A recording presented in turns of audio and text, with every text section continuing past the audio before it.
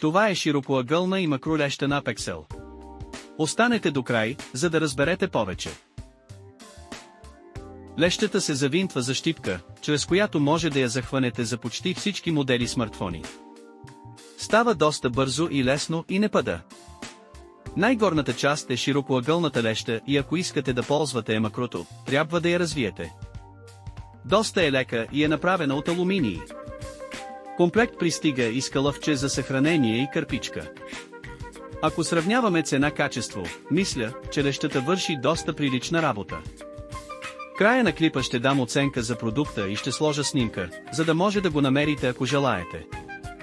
Напишете в коментарите какво вие мислите за продукта и каква е вашата оценка за него. Ако ви харесва да правя такова съдържание, моля да харесате видеото и да последвате канала.